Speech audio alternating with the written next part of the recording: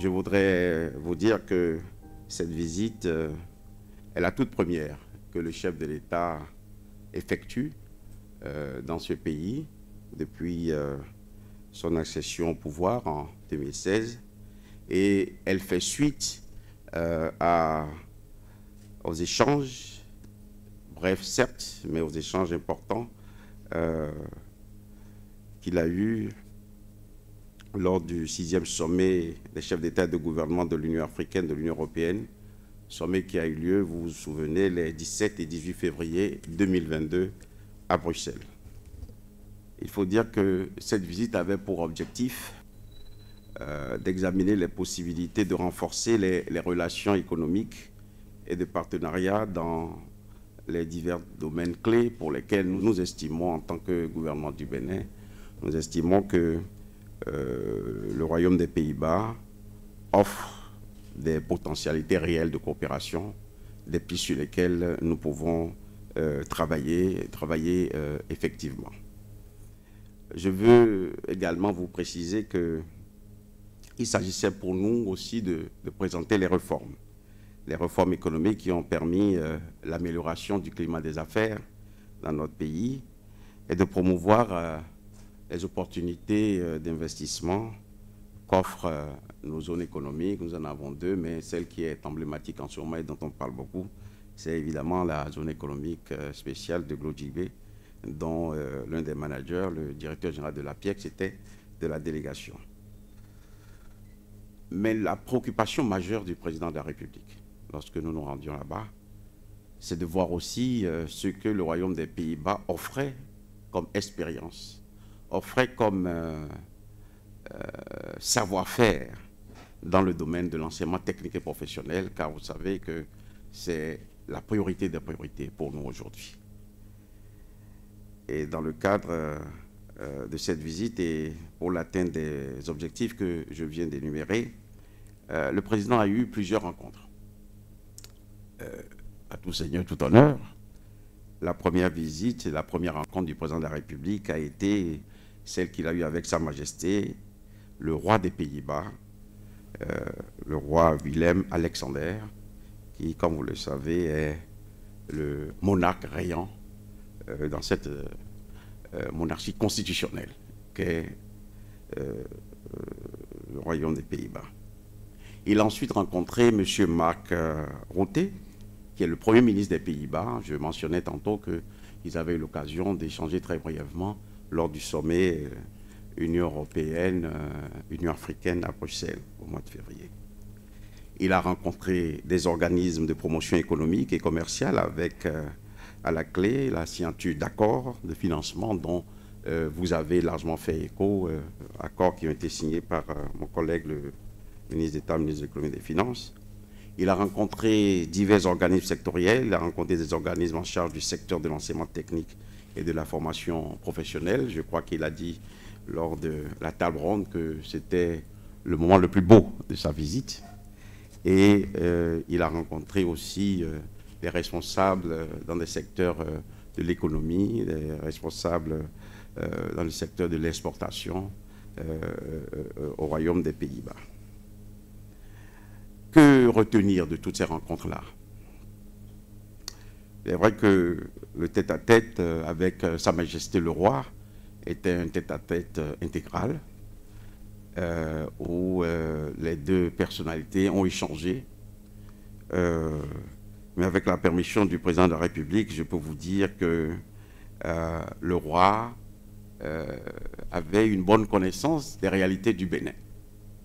Il a salué, félicité le président pour les échos très positifs qu'il entend de notre pays. J'ai été frappé par l'appréciation qu'il a eue. Il a parlé des efforts de développement du Bénin. Il a parlé des questions d'approvisionnement en eau potable aux populations. Mais cela ne m'a pas surpris. La question sur l'eau potable ne m'a pas surpris parce que le roi Willem-Alexander, déjà lorsqu'il était prince, héritier, était l'envoyé spécial des Nations Unies pour la question de l'eau. Donc, bien naturellement, il a parlé de l'eau. Il a parlé de l'éducation familiale, l'éducation sexuelle, et surtout la promotion du genre, qui est un sujet qui le tient à cœur. Les progrès du Bénin en matière de santé, les institutions que nous mettons en place pour améliorer le secteur de la santé, les droits sexuels et reproductifs. Et en ce qui concerne les questions sécuritaires, il a monté une compassion et aussi une préoccupation. Compassion parce que nous avons, depuis que cette guerre du terrorisme a commencé, nous avons perdu des soldats, nous avons perdu des citoyens béninois, nous avons perdu des compatriotes de la région ouest africaine. Donc il a montré d'abord sa compassion et ensuite il a souhaité comprendre les actions qui étaient prises, les initiatives qui étaient en cours. Vous savez très bien que l'initiative d'Accra, le mécanisme dans lequel nous travaillons avec plusieurs pays de la sous-région, et toute une série d'actions qui sont en cours dans ce domaine. Ces éléments ont fait partie des éléments de réponse entre le président et son illustre interlocuteur. Le président l'a largement informé sur la situation de notre économie, nos progrès en matière sociale, les questions de sécurité dans la sous-région, et ce que le président lui a demandé, et ça aussi, c'est important qu'on le sache, c'est de faire de lui quelqu'un chargé de faire le plaidoyer de notre pays auprès de l'exécutif néerlandais. Et conformément à son habitude, de demander à ce que l'on observe le Bénin, les efforts que le Bénin a fait, mais surtout ce que nous ferons. Ensuite, je voudrais vous informer ce qui a été dit entre le Premier ministre, son Excellence Marc Rutte, et le Président de la République. D'abord, cette rencontre s'est développée en 2 temps. Une première phase a consisté en une réunion restreinte à l'intérieur du bureau même du Premier ministre, qui était à l'occasion assistée de la ministre du Commerce extérieur et de la coopération au développement, et le président évidemment entouré des 2 ministres de sa délégation, et en présence de Madame l'ambassadeur aussi, dans la deuxième partie. Et ensuite, un dîner de travail. Un dîner de travail qui a été offert par le Premier ministre, mais c'était un dîner de travail. Là aussi, le président et son interlocuteur se sont félicités du dynamisme de notre coopération, de la coopération bénino-néerlandaise, marquée par des interventions des Pays-Bas dans plusieurs secteurs prioritaires de notre PAG. Cet échange a permis de mettre en évidence le dynamisme de cette coopération, l'effectivité de cette coopération et surtout l'attention que l'équipe qui travaille aux côtés de l'ambassadeur et Madame l'ambassadeur elle-même, cette attention qu'ils accordent au travail et aux priorités de notre programme d'action. Le président de la République a profité de cette occasion aussi pour parler de nos potentialités, les potentialités agricoles du Bénin, les projets de transformation de nos produits locaux et aussi des opportunités qu'offre notre zone économique spéciale. Mais il a surtout insisté sur la question de l'enseignement technique professionnel. Il a voulu comprendre encore plus d'une voix autorisée comme celle du Premier ministre, comprendre comment est-ce que les Pays-Bas s'organisaient, se sont organisés, ont structuré ce secteur et en tirent un profit pour leur développement, en tirent un profit pour leur développement. Et l'expertise de ce pays, l'expérience de ce pays ont été pour le président une source d'inspiration au cours de cet échange-là. Et le Premier ministre néerlandais a aussi posé beaucoup de questions. Comprendre la réalité de notre sous-région, comprendre les préoccupations majeures de notre pays, les attentes de notre pays dans cette phase où nous sommes en train de mettre en œuvre le PAG2. Mais il a voulu comprendre cela parce que les Pays-Bas, justement, préparent leur nouvelle stratégie pluriannuelle 2023-2027, je crois, pour l'assistance et pour la coopération avec notre pays. Ce que le président a dit à son interlocuteur, c'est l'assurance qui lui a donné, puisque les questions d'élection aussi sont intervenues, sont apparues. C'est l'assurance que les dispositions sont prises ici pour que le processus électoral soit un processus électoral professionnellement organisé, qui tient compte de nos réalités politiques et un scrutin, comme d'habitude, libre et transparent. Et je crois que la dernière partie de leurs échanges, cette dernière partie, a porté sur les préoccupations internationales. Nous avons la guerre d'Ukraine, c'est un enjeu qui est là. Les défis auxquels les pays africains sont confrontés face à cette difficulté-là. Et surtout aussi les difficultés que nous avons en matière de sécurité, particulièrement avec l'expansion du terrorisme dans notre sous-région. Et là aussi, je peux dire, je puis témoigner, comme ceux qui étaient présents, de la convergence de vues des deux personnalités. J'en viens maintenant aux échanges que le président de la République a eus et que la délégation a eu avec des organismes de promotion économique et commerciale et la signature des accords. Très rapidement, pour vous dire qu'au titre de la diplomatie économique, le président de la République a eu des échanges avec des organismes de promotion économique et commerciale des Pays-Bas. Je peux signaler qu'avant la signature d'un accord avec cette institution, le président de la République a rencontré, en présence du ministre des Finances et de moi-même, le PDG, le CEO de l'organisme dénommé Invest International, qui est une institution, c'est une originalité. C'est une institution néerlandaise qui a une partie de capitaux publics, je crois 75%, et 25% de capitaux privés, et qui lui permet de s'engager dans des prêts, je dois dire, à taux bonifié ou à des opérations de financement, d'action du développement, après que les ambassadeurs auprès des pays, des ambassadeurs des Pays-Bas, aient, disons, déblayé le terrain et montré que ces projets-là valent vraiment la peine. Et le président a rencontré donc le CEO de cette institution.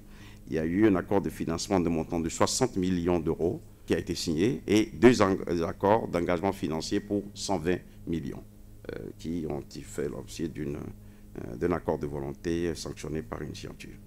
Les financements qui sont obtenus à travers Invest International par le biais de l'instrument de financement qu'on appelle DRIVE, 50% de dons, 50% de prêts, portent sur les projets suivants. Le projet de relocalisation et de modernisation du port de pêche artisanal de Cotonou, le projet de réhabilitation et d'aménagement du lac Noko et de la lagune de Porto Novo et le projet de renforcement du système de distribution d'eau potable dans le nord du Bénin, notamment dans les villes de Karimama, Gougonou, Kobli, Tukuntuna, Natitengu et Kopargo.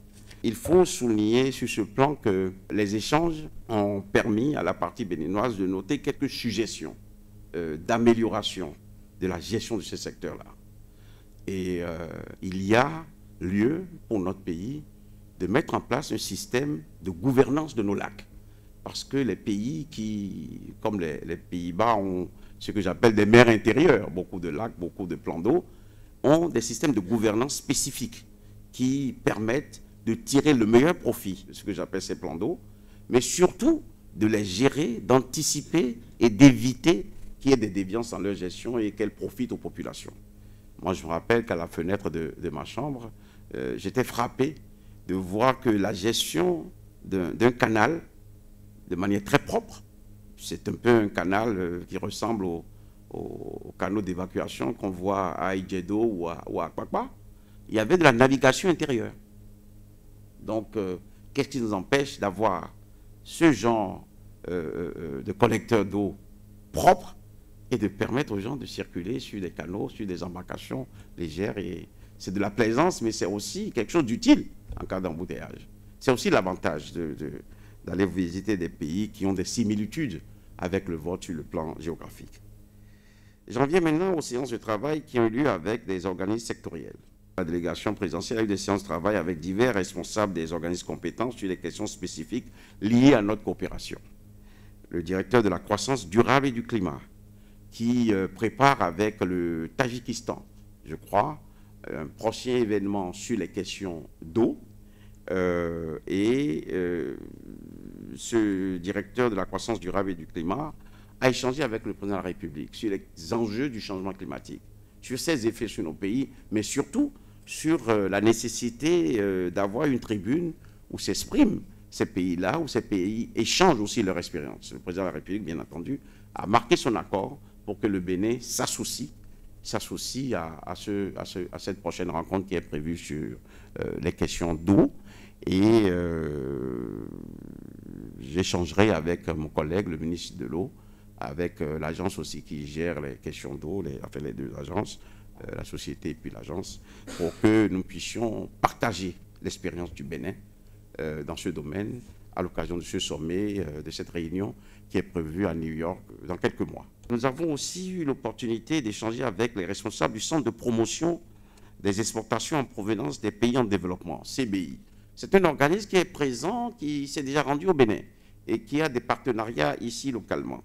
Ils ont d'ailleurs prévu d'arriver au mois d'octobre, là, ce mois-ci, pour favoriser les relations d'affaires entre les entreprises néerlandaises et béninoises dans des secteurs de l'horticulture, des chaînes de valeur agricoles et agroalimentaires liées à l'horticulture. Le président, à la veille de cette rencontre, a donné des instructions pour que l'on identifie des vrais acteurs qui peuvent vraiment donner la réplique à ces organismes. Mais lorsque nous avons eu la réunion le lendemain, nous avons vu que le travail de terrain qui est fait, le travail préalable qui est fait, était déjà un travail de qualité que nous allons renforcer en suscitant l'intérêt d'autres institutions, d'autres organismes. L'une des rencontres qui a beaucoup plu au chef de l'État, avant celle sur l'enseignement technique professionnel dont je vous parlerai tout à l'heure, et qui, moi, personnellement, m'a frappé, c'est la rencontre où le président a reçu une sorte de restitution du travail qui se fait entre l'agence néerlandaise du registre foncier de la cartographie, qu'on appelle Cadastre, et l'ANDF, qui est notre agence nationale du domaine du foncier, pour la mise en place d'un cadastre numérique, le e-foncier Bénin. Et j'ai beaucoup aimé lorsque l'un des experts accompagnant le directeur général de cette agence a dit au président de la République, notre engagement, c'est de faire en sorte que le Bénin ait le meilleur système de gestion du cadastre. Le meilleur système. Et il a dit au président, nous allons même mettre en place des systèmes de gestion et d'accompagnement que nous n'avons pas encore ici aux Pays-Bas parce que ça peut mettre du temps à être organisé. Le président a marqué un très grand intérêt pour cette rencontre. Donc, dans les mois qui suivent, ne soyez pas étonnés des avancées qualitatives que nous allons faire parce que certaines étapes nécessitaient un financement, certaines étapes nécessitaient un investissement et le président de la République a pris l'engagement de rendre disponible, de soumettre au gouvernement la possibilité d'investir pour que nous ayons un cadastre. Et cela va nous aider sur deux plans. D'abord, les conflits fonciers dans notre pays. Nous nous connaissons bien. Les conflits fonciers créent toujours des problèmes. On dit même souvent aux intellectuels, lorsqu'ils ont un problème concernant les terres, on dit « Oh là là, ne te mêle pas de ça, on va te tuer ». Ça, c'est un peu le mythe. Mais ça crée toujours des problèmes où nous avons des personnes véreuses qui vendent le même terrain 3 fois à des individus. Donc, Cadastre est en train de faire un travail formidable avec la NDF, où en pressant un bouton, si on vous propose un terrain, vous aurez l'immatriculation du terrain, vous verrez qui a été propriétaire, vous aurez le statut du terrain, est-ce qu'il est en hypothèque, est-ce qu'il a changé de main, les divers propriétaires, etc., etc.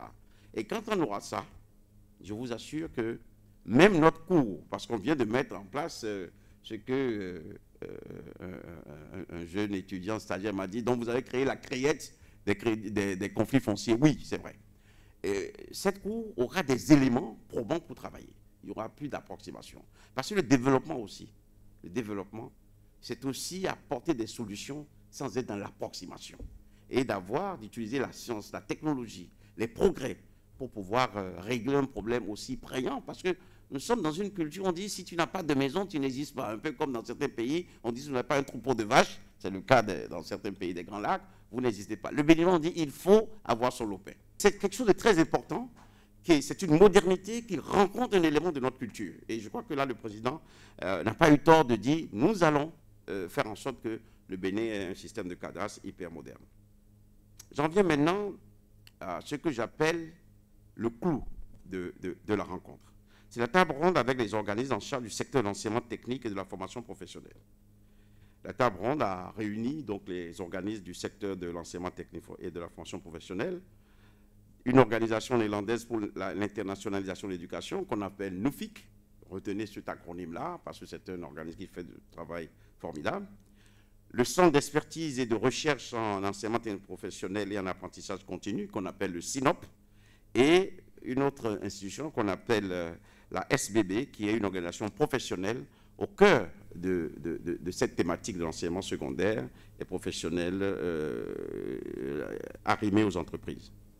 Ces organismes se sont donc, ont fait leur présentation, ont montré le mécanisme de fonctionnement au président. Et je l'ai entendu dire, mais on aurait même dû venir depuis pour pouvoir partager cette expérience, nous inspirer de cette expérience pour avancer. Et donc, les responsables de ces organismes qui ont présenté à notre délégation la manière dont cet exercice est conduit, dont ce secteur est géré dans leur pays, se sont engagés à accompagner ce secteur dans notre pays par un appui à la formulation des programmes, la formation des formateurs, le renforcement des capacités des apprenants et la mise en réseau des acteurs du système éducatif. Je dois signaler que le directeur général de l'ADET, c'est l'Agence pour le développement de l'enseignement technique au Bénin, M. Fructueux Haro, a fait une présentation brillante de ce qu'est la réforme du Bénin dans ce domaine-là, en présence du président de la République.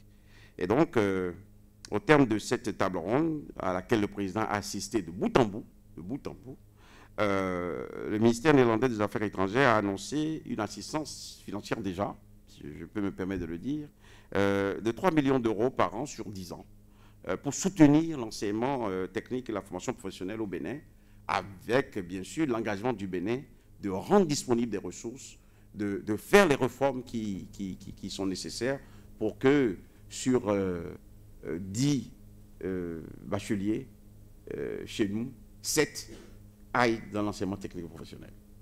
Il faut des techniciens pour faire les choses, pour transformer le réel. C'est presque une obsession pour le gouvernement. C'est presque une option pour le gouvernement, d'aller dans l'enseignement technique professionnel, de faire des réformes dans tous les autres secteurs, que ce soit dans l'agriculture, que ce soit dans le commerce, des gens qui savent faire les choses de leurs mains.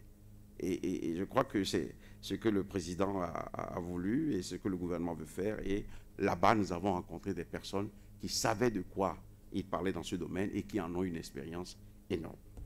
Je tiens tout d'abord à me réjouir des retombées que je pense positives de cette visite de travail du président de la République. Je pense que c'est un voyage utile, qu'en 48 heures, nous avons beaucoup travaillé, beaucoup appris, mais surtout beaucoup ramené à notre pays.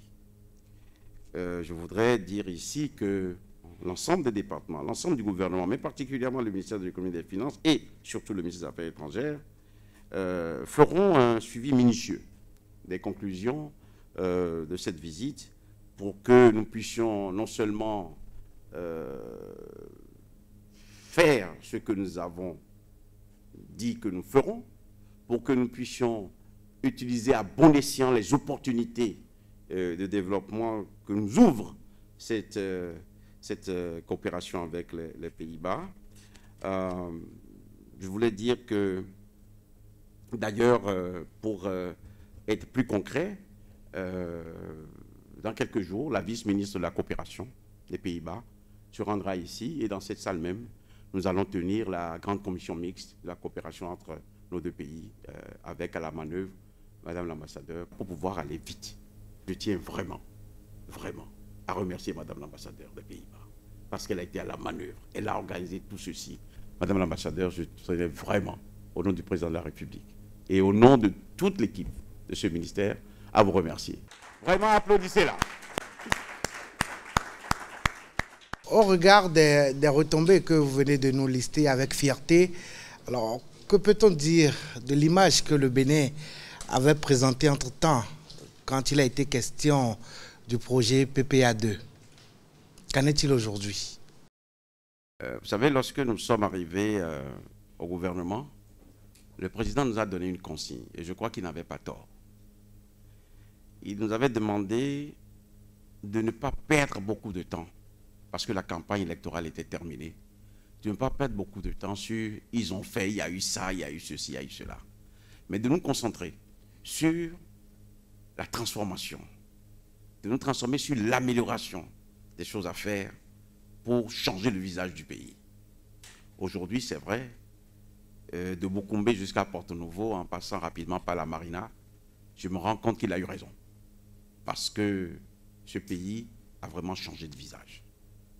Et les processus s'engagent, fonctionnent.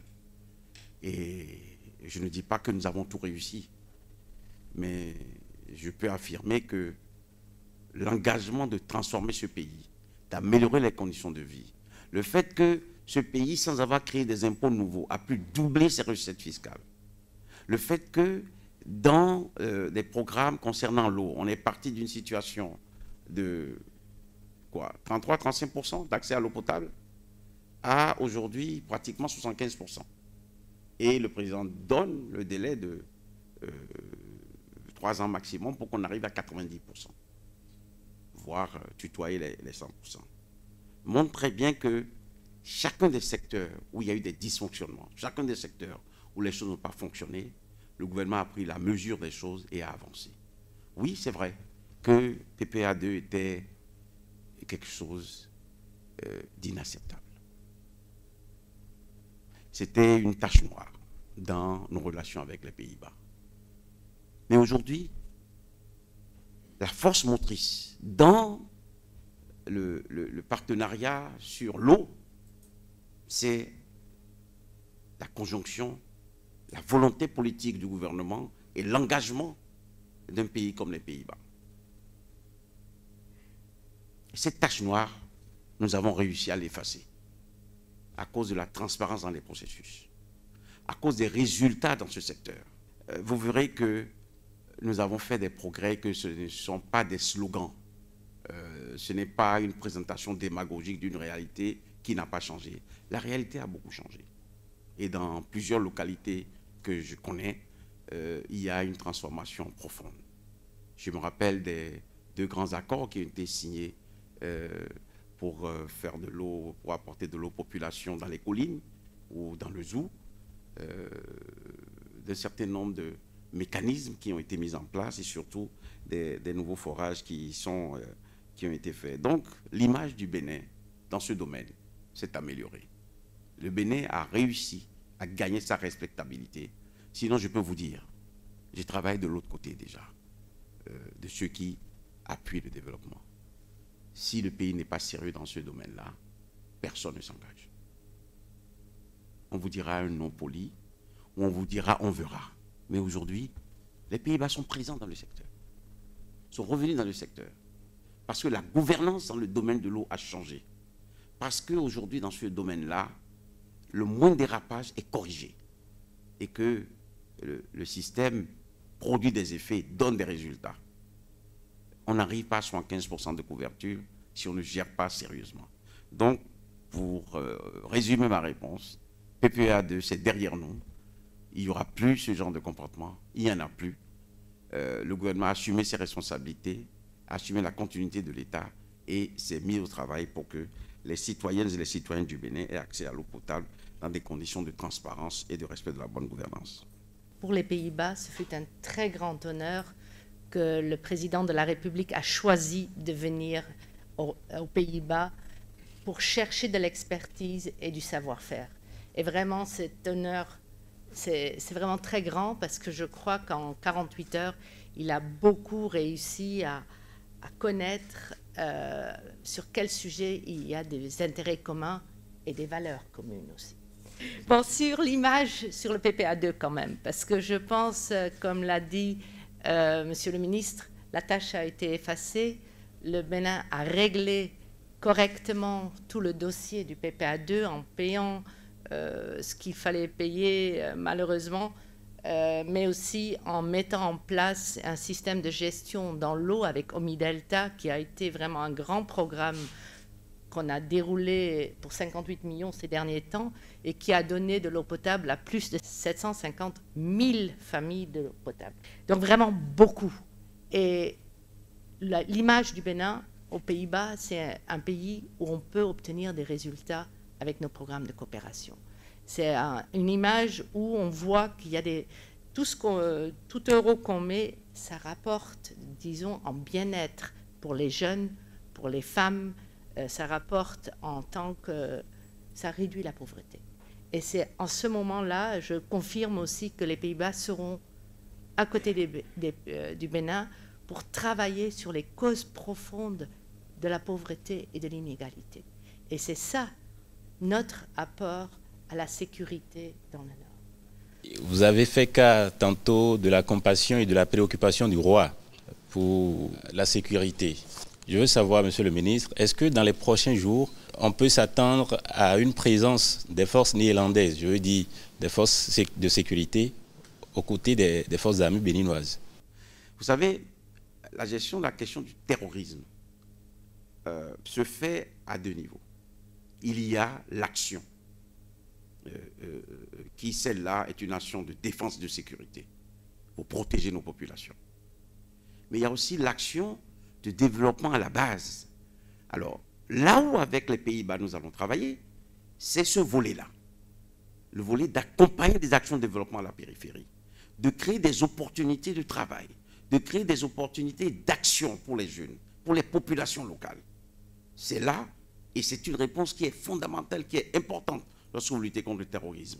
C'est pour cela d'ailleurs que le président a nommé un haut commissaire à la sédentarisation, pour régler déjà ce problème entre les éleveurs et les agriculteurs, pour voir comment on améliore les conditions de vie dans des régions un peu éloignées où, pris par la gestion du quotidien, on ne se rend pas compte que les conditions de vie sont difficiles. Il y a des réponses spécifiques à apporter dans ces régions-là. Et pour ces réponses-là, pour le développement à la base, nous avons, j'ai des conversations déjà, j'ai eu plusieurs conversations avec Madame l'ambassadeur, pour que nous allions dans ces directions-là avec d'autres pays, dont y compris la coopération néerlandaise, pour apporter des solutions. Certes, nous avons une coopération militaire avec d'autres pays, mais nous allons vers chacun des pays selon ce que j'appellerais une règle de répartition des tâches. Comme disent les Anglais, division of labor. On répartit les tâches. Vous voudriez bien nous dire un mot sur cette information qui circule depuis peu et qui veut faire croire aux Béninois qu'il y a déjà une présence des forces armées françaises au Bénin. Je veux parler de la force Barkhane, dans une partie du nord Bénin. Nous avons dit, et c'est d'ailleurs lors de la visite du président français, le président Emmanuel Macron, lors du point de presse des deux chefs d'État, qu'il a été révélé aux Béninois que dans la recherche de solutions, dans la dimension militaire, nous coopérons avec la France, tout comme nous coopérons aussi avec la Belgique, où nous coopérons également dans le cadre de l'initiative d'Accra, avec les autres pays qui sont membres de l'initiative, le Ghana, la Côte d'Ivoire, le Niger, le Burkina Faso lui-même, pour que, ensemble, nous puissions faire converger non seulement nos intelligences, mais notre logistique, nos services de renseignement pour pouvoir contrer le terrorisme. Oui, nous avons dans le pays des instructeurs de certains de ces pays. Il y a des instructeurs français qui travaillent avec certains de nos troupes. Il y a des instructeurs américains qui se sont rendus ici, qui travaillent avec certains de nos troupes. Il y a aussi des instructeurs belges qui viennent dans le cadre de programmes de coopération que nous avons signés normalement. Mais je peux vous dire, contrairement à ce que certains affirment, qu'il n'existe aucune base militaire étrangère au Bénin. Ce n'est pas vrai. Les gens ont pu écrire que oui, qu'on a vu des gens, des groupes s'entraîner la nuit. Moi, je n'ai pas le détail des programmes de formation ou d'entraînement des forces, mais souffrez que si des militaires doivent nous défendre, qu'à toute heure de la nuit, on puisse les aguerrir face au danger. Donc, il est tout à fait possible, même plausible, qu'il y ait eu des exercices qui ne soient pas déroulés en plein jour entre nos militaires et d'autres coopérations. Nous n'allons pas seulement entraîner des militaires de 8h à midi et dire, bon, ben, l'après-midi, reposez-vous et la nuit, dormez. Non. On a besoin de protéger notre pays, nos populations. Donc, il est tout à fait normal qu'il y ait des exercices qui ne sont pas cachés, que les populations de ces régions la voient. Mais de là où des gens qui sont en mal des formations sensationnelles disent oui, on a créé une base française. J'ai lu même que le ministre des Affaires étrangères aurait été à la manœuvre pour créer une base de quel pays rwandaise dans le pays. C'est faux. Il n'y a pas un seul, je vous dis bien, il n'y a pas un seul détachement rwandais dans ce pays. C'est pas vrai. Mais oui, nous parlons avec tous les pays avec lesquels nous pouvons nous organiser pour faire face à l'ennemi. C'est un peu normal. Et comprenez aussi que c'est des domaines où l'on n'a pas besoin de dire tout ce qu'on fait, mais la transparence impose que l'on vous dise que oui, nous parlons avec plusieurs pays, nous avons des accords avec certains pays comme la Belgique, la France, les États-Unis, pour améliorer les capacités de nos troupes. Donc la réalité, la vérité, là voilà. Le gouvernement a affirmé solennellement qu'il n'existe aucune base militaire étrangère ici. Si on a vu les troupes aller au port lorsque Barkhane se repliait du Mali, c'est juste des accords de transit. C'est juste des accords de transit. J'ai signé des accords avec la MINUSMA, par exemple. La force, la mission des Nations Unies pour la stabilisation du Mali, qui utilise notre port. C'est des recettes pour le port. Quand on utilise notre port, c'est des recettes pour le port. Donc, nous sommes un pays de transit. Le port du Bénin est le port aussi du Niger, du Burkina Faso, mais aussi du Mali et parfois même du Tchad, où notre port permet d'acheminer des marchandises, des équipements. Il faut dire ça à notre population pour que les gens soient rassurés. Il n'y a pas de base militaire étrangère sur notre territoire, mais il y a des coopérations avec divers pays partenaires pour tirer le meilleur du savoir-faire, pour tirer le meilleur de la maîtrise de l'art militaire, pour que nos soldats soient aguerris, pour que nos forces armées puissent jouer leur rôle et puissent défendre ce territoire qui nous est très cher. Nous n'avons pas deux pays, nous n'avons qu'un seul pays et nous voulons le défendre. Vous nous avez fait part des assurances que le chef de l'État a données au roi et au Premier ministre sur l'organisation des élections, mais vous avez apparemment omis de nous dire l'appréciation que ces autorités néerlandaises ont sur le climat politique au Bénin, à la veille des élections, bien sûr. Merci, monsieur le ministre. Je vous fais une confidence. Chaque fois que la question a été posée au président de la République, il a dit qu'il veut un parlement multipartite. Il veut qu'il y ait la présence des partis pro-gouvernementaux, mais aussi la présence de l'opposition. Nous sommes tous citoyens du même pays. Et je peux vous dire qu'hier, quand je suis rentré, j'essaie de regarder, je retourne sur YouTube, regarder le dernier journal. J'étais heureux de voir qu'un parti d'opposition, je ne suis pas là pour faire sa publicité, faisait du fundraising pour les élections. Fundraising, c'est une campagne pour recueillir des fonds pour passer aux élections. Je vais vous surprendre, je vais vous choquer peut-être, mais j'étais heureux de voir qu'un parti s'attendait à cet exercice-là. D'abord, ça montre la modernité dans les pratiques politiques de notre pays. Ça donne la couleur aussi, ça donne un relief à la réforme du système partisan. Et donc, je pense que ce qu'a dit Madame l'ambassadeur sur la lecture que le président a sur ces élections, oui, le président a donné des assurances et a émis en tout cas le souhait. Ce n'est pas lui qui ira voter pour tous les partis. Bon, il a émis le souhait que les citoyens du Bénin s'expriment librement et envoient au Parlement ceux de leurs compatriotes qui sont capables de porter leur voix, de faire les choix qu'il faut, de discuter les projets qu'il faut pour que ce soit le meilleur qui soit appliqué au pays. C'est ça la démocratie aussi. Donc, sur ce plan, on pouvait être assuré, il n'y a pas de frilosité. Ce que souhaite le gouvernement, c'est que nous ayons des élections qui, conformément à cette réforme du système partisan, soient des élections très pluralistes, transparentes, comme nous savons le faire, et aussi apaisées, que ce soit dans un climat de paix, que nous puissions, au mois de janvier, nous exprimer, tout un chacun, participer, être présent, participer aux élections. C'est cela ce que nous faisons. Pour nous, ce qui est très important, c'est que les élections futures législatives soient inclusives. Inclusives pour les jeunes, inclusives pour les femmes, pour que dans le Parlement, il y ait plus de jeunes, plus de femmes qui représentent la totalité de la population. C'est très important d'avoir un Parlement futur multicolore, comme dit même le président de la République, pour qu'il y ait débat, pour qu'il y ait qualité de débat, pour que le Parlement joue son rôle de surveillance, on peut dire, ou du gouvernement qui est dans la mise en œuvre, dans l'exécution. Donc, pour nous, c'est ça le plus important. Et on voit on espère qu'il y aura plusieurs partis que les citoyens auront un choix de différents bords, de différents âges, de différents sexes, et que ce soit donc des élections inclusives et transparentes.